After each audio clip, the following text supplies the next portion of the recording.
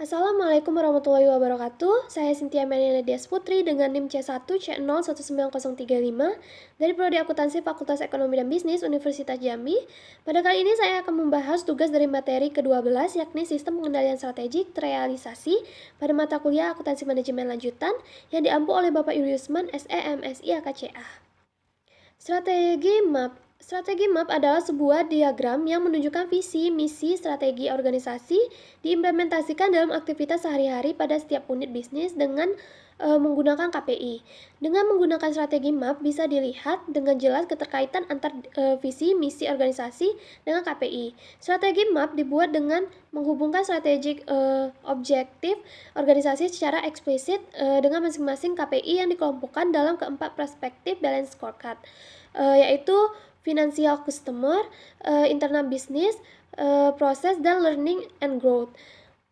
Karakteristik strategi MAP. Strategi MAP memiliki karakteristik sebagai berikut. Yang pertama, semua informasi strategi MAP berada dalam satu diagram untuk mempermudah melihat hubungan antar perspektif. Yang kedua, strategi-strategi yang dibuat mengacu pada strategi objektif organisasi.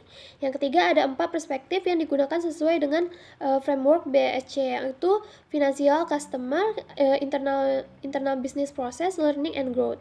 Yang keempat, setiap perspektif memiliki strategi-strategi yang saling berhubungan baik dalam satu perspektif maupun dengan strategi yang ada di perspektif lain. Yang kelima, garis panah menunjukkan cause and effect relationship. Prinsip dan manfaat strategi MAP. Prinsip yang pertama yaitu strategi menyeimbangkan kekuatan yang bertentangan. Yang kedua, strategi ini didasarkan pada proporsi nilai pelanggan yang berbeda. Yang ketiga, nilai diciptakan melalui proses bisnis internal. Yang keempat, strategi terdiri dari simultan tema pelengkap. Yang kelima, keselaratan strategis menentukan nilai aset tidak berwujud. Lalu manfaat. Yang pertama, menetapkan tujuan keuangan dan pelanggan yang jelas. Yang kedua, memvisualisasikan hubungan antara berbagai ide dan menunjukkan bagaimana ide-ide dapat menyebabkan hasil tertentu. Yang ketiga, mengidentifikasi bagian-bagian penting dari organisasi yang akan mendukung usaha baru dan perubahan termasuk perubahan proses pelatihan dan bisnis yang diperlukan. Yang keempat, mengkomunikasikan tujuan perusahaan dan menunjukkan bagaimana mereka akan mencapai. Yang kelima, memberikan titik awal untuk setiap masing-masing divisi dan melihat bagaimana mereka cocok dengan strategi keseluruhan. Balance scorecard. Balance scorecard merupakan kumpulan pengukuran kinerja yang terintegrasi yang diturunkan strategi dan tujuan perusahaan. Dalam balance scorecard, pengukuran kinerja tidak lagi hanya dilihat dari tolak ukur yang bersifat finansial, seperti yang telah dibahas dalam modul sebelumnya, namun juga memasukkan tolak ukur yang bersifat non-keuangan.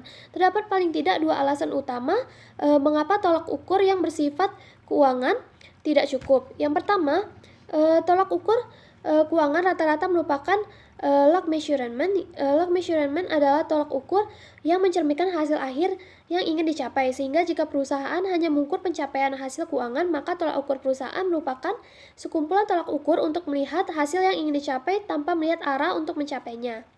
Balance scorecard yang baik seharusnya memiliki keseimbangan antara tolak ukur yang ingin dicapai dengan tolak ukur untuk memonitor cara penyampaian. Alasan kedua adalah pengukuran bersifat keuangan hanya dapat dimonitor untuk manajer-manajer tingkat atas atau top manajemen, sedangkan untuk manajemen tingkat menengah dan tingkatan di bawahnya akan sulit dimonitor pekerjaannya hanya berdasarkan tolak ukur keuangan saja. Kriteria balance scorecard. Balance scorecard yang baik harus memenuhi beberapa kriteria, antara lain yang pertama, dapat mendefinisikan tujuan strategi jangka panjang dari masing-masing perspektif dan mekanisme untuk mencapai tujuan tersebut.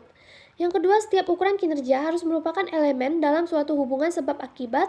Yang ketiga, terkait dengan keuangan, artinya strategi perbaikan seperti peningkatan kualitas, pemenuhan kepuasan pelanggan, atau inovasi yang dilakukan harus berdampak pada peningkatan pendapatan perusahaan. Langkah-langkah balance scorecard. Yang pertama, menerjemahkan visi, misi, dan strategi perusahaan. Untuk menentukan ukuran kinerja, visi organisasi dijabarkan dalam tujuan dan sasaran. Visi adalah gambaran kondisi yang akan diwujudkan oleh perusahaan di masa mendatang. Tujuan juga menjadi salah satu landasan bagi perumusan strategi untuk mewujudkannya. Dalam proses perencanaan strategik, tujuan ini kemudian dijabarkan dalam sasaran strategik dengan ukuran pencapaiannya. Yang kedua, mengkomunikasikan dan mengkaitkan berbagai tujuan dan ukuran strategis balance scorecard. Dapat dilakukan dengan cara memperlihatkan kepada tiap karyawan apa yang dilakukan perusahaan untuk mencapai apa yang menjadi keinginan para pemegang saham dan konsumen. Hal ini bertujuan untuk mencapai kinerja karyawan yang baik. Yang ketiga, merencanakan, menetapkan sasaran, menyelaraskan berbagai inisiatif rencana bisnis. Memungkinkan organisasi mengintegrasikan antara rencana bisnis dan rencana keuangan mereka. Balance scorecard sebagai dasar untuk mengalokasikan sumber daya dan mengatur mana yang lebih penting untuk diprioritaskan akan menggerakkan ke arah tujuan jangka panjang perusahaan secara menyeluruh. Yang keempat, meningkatkan umpan balik dan pembelajaran strategis. Proses keempat ini akan memberikan strategis learning kepada perusahaan. Dengan balance scorecard berbagai pusat sistem perusahaan, maka perusahaan melakukan monitoring terhadap apa yang telah dihasilkan perusahaan dalam jangka pendek. Perspektif balance scorecard. Yang pertama, perspektif keuangan. Perspektif keuangan merupakan tujuan akhir yang ingin dicapai perusahaan. Tujuan strategik yang paling utama pada perspektif keuangan adalah untuk memaksimalkan kekayaan pemegang saham. Agar tujuan ini tercapai, maka terdapat dua hal yang dapat dilakukan perusahaan, yaitu strategi pertumbuhan dan strategi produktivitas. Yang kedua, perspektif pelanggan. Perspektif pelanggan pada intinya berisi customer value proposition, yaitu apa yang dijanjikan perusahaan pada pelanggannya agar pelanggan tersebut mau membeli produk dari perusahaan.